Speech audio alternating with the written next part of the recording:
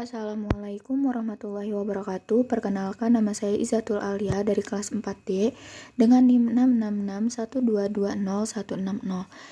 Di sini saya akan membuat video untuk memenuhi tugas ujian tengah semester dengan mata kuliah Governansi Digital yang diampu oleh Ibu Ayuning Budiasi. Nah, di sini saya akan menjelaskan mengenai KAI Akses.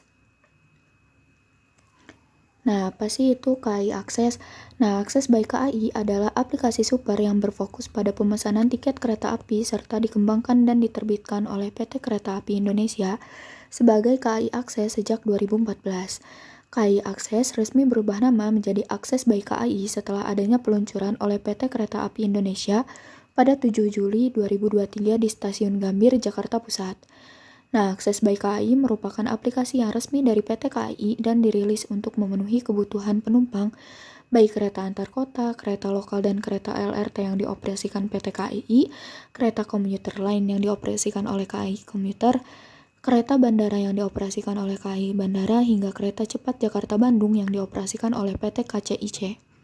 Diluncurkan pada tanggal 4 September 2014 sebagai KAI Akses, mulanya hanya menawarkan fitur pemesanan tiket kereta api, baik jarak jauh maupun menengah. Tetapi kini KAI Akses melayani pembelian, ubah jadwal, pembatalan, hingga transfer tiket berbagai layanan perkeretaapian PT KAI maupun anak perusahaannya, dan akan melayani layanan hotel, logistik, pulsa, serta paket data.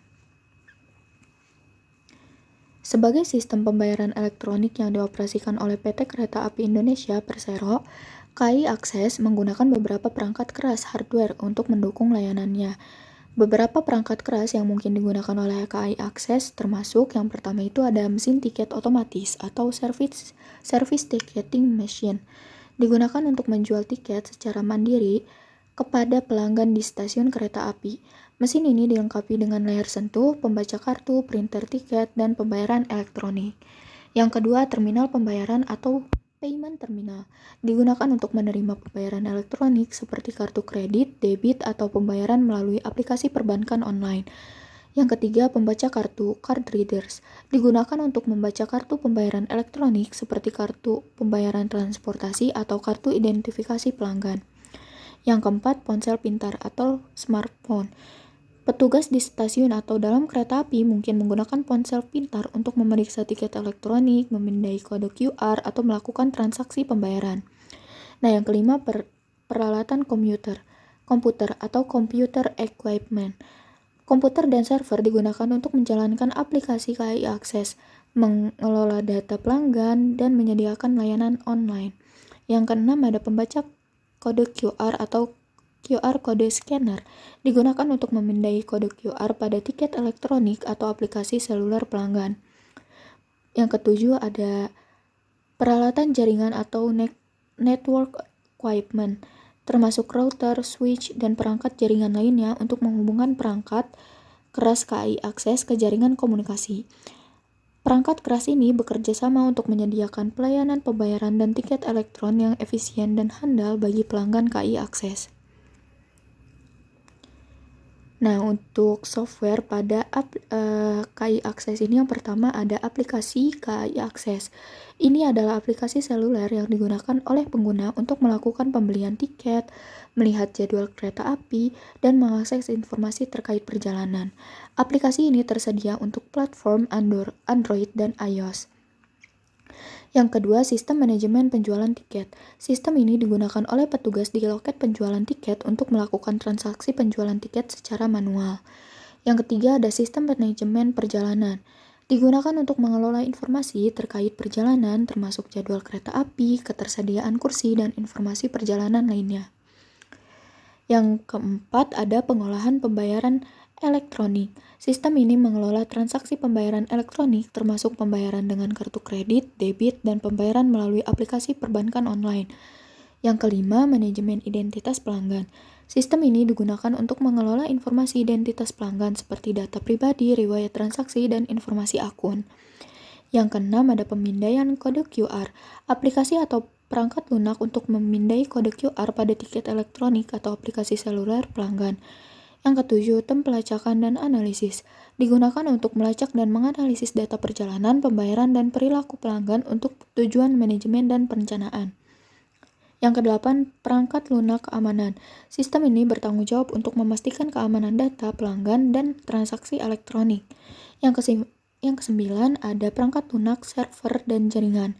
Ini mencakup berbagai perangkat lunak server dan jaringan yang digunakan untuk mengelola komunikasi dan data antara perangkat keras dan aplikasi perangkat lunak.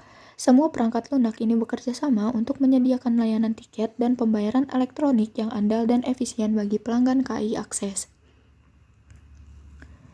Nah, database yang digunakan oleh KAI Akses mungkin mencakup beberapa jenis database untuk menyimpan dan mengelola berbagai jenis data yang terkait dengan operasional sistem pembayaran dan tiket elektronik. Beberapa jenis database yang mungkin digunakan oleh KAI Akses termasuk yang pertama, database pelanggan. Digunakan untuk menyimpan informasi tentang pelanggan seperti data pribadi, riwayat transaksi, preferensi perjalanan, dan informasi akun. Yang kedua, database tiket.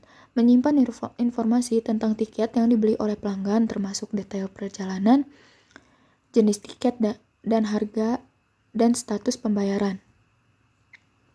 Yang ketiga, database jadwal kereta api, menyimpan informasi tentang jadwal keberangkatan dan kedatangan kereta api termasuk stasiun asal dan tujuan, waktu keberangkatan, dan ketersediaan kursi. Yang keempat, database pembayaran, menyimpan informasi tentang transaksi pembayaran elektronik termasuk detail kartu kredit atau debit, tanggal transaksi, jumlah pembayaran, dan status pembayaran. Yang kelima, database inventaris, digunakan untuk mengelola inventaris perangkat keras dan perangkat lunak yang digunakan oleh KAI Akses, termasuk mesin tiket otomatis, terminal pembayaran, dan perangkat lainnya. Yang keenam, ada database log, digunakan untuk mencatat log aktivitas sistem, termasuk log masuk pengguna, transaksi yang dilakukan, dan peristiwa sistem lainnya. Yang ketujuh, database konfigurasi, menyimpan konfigurasi sistem, pengaturan, dan preferensi yang digunakan oleh aplikasi dan perangkat lunak KAI Akses. Database ini bekerja sama untuk menyediakan infrastruktur data yang diperlukan untuk operasional sistem KAI Akses, memastikan keandalan, keamanan, dan efisiensi dalam layanan pembayaran dan tiket elektronik mereka. Nah, jaringan dalam KAI Akses itu menggunakan sistem jaringan Local Area Network atau LAN. Jaringan ini merupakan suatu bentuk jaringan berbasis client server. Tipologi yang dipakai pada jaringan tersebut merupakan tipologi star. Mungkin itu saja yang dapat saya sampaikan, kurang dan lebihnya mohon dimaafkan. Wassalamualaikum warahmatullahi wabarakatuh.